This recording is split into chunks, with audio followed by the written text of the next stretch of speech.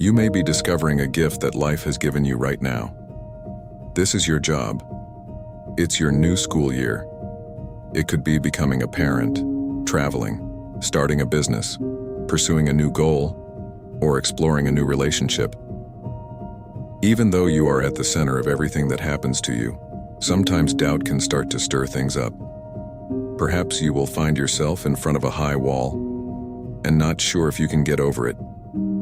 When you're so torn between whether to do something or not, you start to question whether this journey is really right for you. For this reason, you ask yourself, do I really need something like this? Do I really want this? Focusing too much on this uncertainty causes you to question what is happening to you. You may feel like you're losing control or floating in space as you try to make sense of everything. You may even ignore everything you have accomplished so far and think that you are just at the beginning. How should I progress in my career? Do I really want to be in a relationship with these people? As you dive deeper into the deep sea of decisions without a clear course, you begin to feel tense, resulting in an overwhelming sense of agitation and restlessness. This happens because you feel like you're doing very little, even though there are so many more opportunities you could be doing and taking advantage of. So why? Whenever you have to make a decision, you evaluate everything to achieve the outcome you want. You make a list of all kinds of possible outcomes and spend weeks, months, or even years waiting for your decision to come at the right moment. You want to be sure that the decision you make is the right one, even if it will delay your action a little longer. After all, you don't want to fail.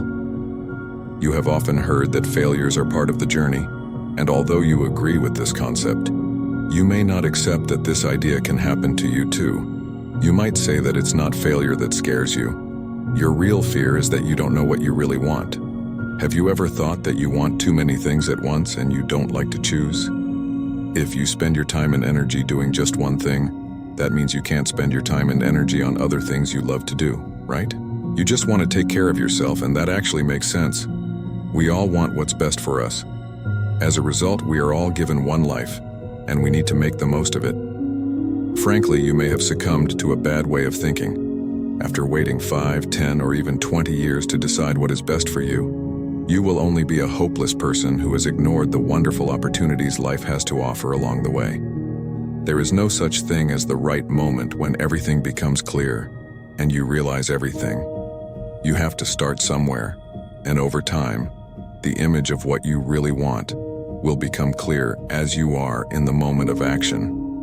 You may think that making the best decision takes time, and that you need to go over it in detail. Life is not an equation you can solve just by talking. You need to take action, get involved in activities, because there is no better way to achieve what will bring you to the best point in your life. You can't avoid the vish because you can only rise by moving away from them. Your life is a complex mix of good and bad, and you need to experience it all. If you try to sit and think instead of taking action to answer the question why, you cannot get the answer. You have to go through multiple processes full of trial and error. You gain experience in solving problems by experimenting and tackling different things, while eliminating some strategies that haven't worked for you in the past. So there is no hard rule or formula that fits everyone. Frankly, this isn't even a formula. These are all attempts to make what is essentially foreign even more familiar. But what if you make a mistake? You can give it a second chance because you've interacted with it before and learned what to try. The great thing about past decisions is that they make the whole experience possible. No matter which option you chose in the past, it caused you to reach a different point in your life. Thanks to where you've come from, you may have been able to discover different approaches and solutions to get out of your labyrinth of problems. Sometimes you may feel happy, fulfilled, and fulfilled. Perhaps at other times you may have felt discouraged, nervous, or even thought you wanted to give up. That's what this whole journey is about. Every beginning is difficult. It can be difficult to face a direction other than your current route. It's hard to step out of your familiar routine because you have to step into unknown territory. Nothing will be enough to motivate you to do it unless you have a practical solution. Here's a good way to get you started. We reinforce doubt and uncertainty by the way we talk to ourselves. When you say you don't know what you want to do with your life, you spend all your focus on expanding the things you don't know. If you give all your attention to this unhelpful perspective, you will never find what you want to do in life. Take some time and write down the things you are sure of. Take your focus away from what you don't know and direct it to what you do know. Write down everything you are sure of about your goals, objectives, and desires. You know what for sure. Maybe you are clear that you want to travel to different parts of this world.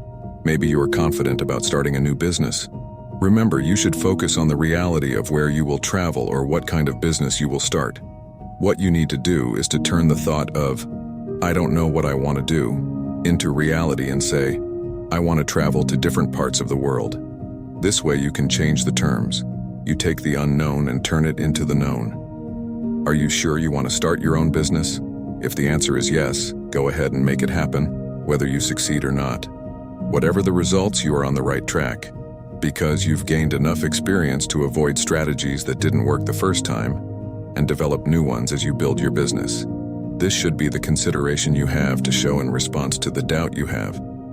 It is unnecessary for you to think about everything other than these, but it's worth doing. When you really start doing things, over time you will find the answers. The critical point is that you shouldn't think too much and analyze it when you're not active. Just make sure every move you make fits into what you're certain about.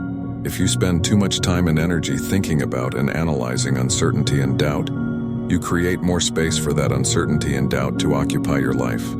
If you fall asleep thinking about these things, and you wake up thinking about them, and because you put your energy into all of these things, they start to show up in your life regularly.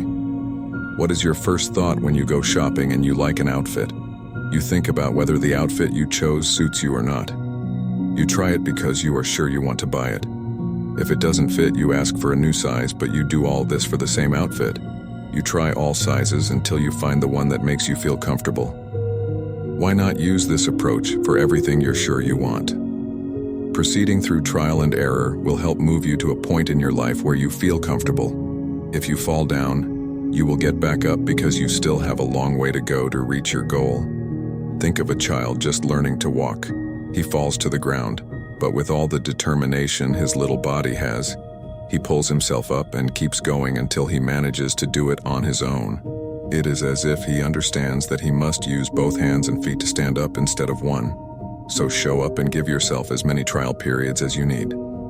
We will all reach the goal of finding what we desire after a certain number of experiences. We all have our own rhythm, so we must arm ourselves with patience and go through as many trials as we need. Because when we are 90 years old, each of us will look back.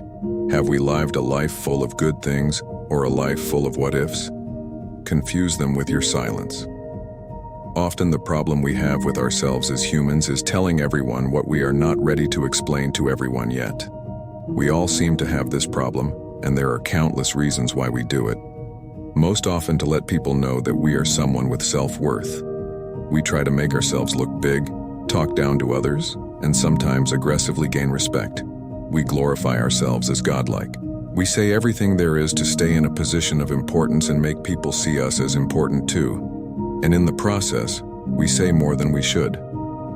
Have you ever thought about the importance of silence? Well, the main reason why you have 2 ears and 1 mouth is to be able to judge the right time to speak and listen. Yes, life can be a little complicated and demanding.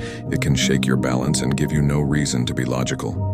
But although you have no control over most situations, it is up to you to wait a bit before saying it. Look at yourself more than you look at others and think deeply about them. While saying too much can give you ammunition to hurt with your words, on the other hand, being mysterious makes people make an extra effort to befriend you. You don't want to give them leverage to attack. Be comfortable in your conversations and thoughts. Let people around you guess. Let them be curious and be on their toes. If they shout at you, do not do anything or say anything. When they yell at you when you don't want them to, stay calm and don't say anything. You are not doing them any favors. You'll be doing yourself a favor. Not hearing a word from you when they want to tease you will give them a lot to think about. You become that boy or that girl who makes them feel like they're not sure of themselves. Your silence undermines their self-confidence. It breaks the streams of thoughts about you. They don't know how to reach you anymore, and you don't give them any means or reason to do so. Just like a man who goes to a party with his friends and doesn't dance. Why doesn't anyone laugh at their own moves? Because they haven't danced. They come up with many ways to define you, because you don't allow it. Instead of trying to give reasons why you're better and they're wrong, why don't you just stay quiet and constantly work towards your dreams? Keep in mind that you have a better goal than the circumstances around you. We have heard the popular expression that silence is the best response to a fool. The people around you don't necessarily have to be proven fools, because the essence of following your own path is for your own good.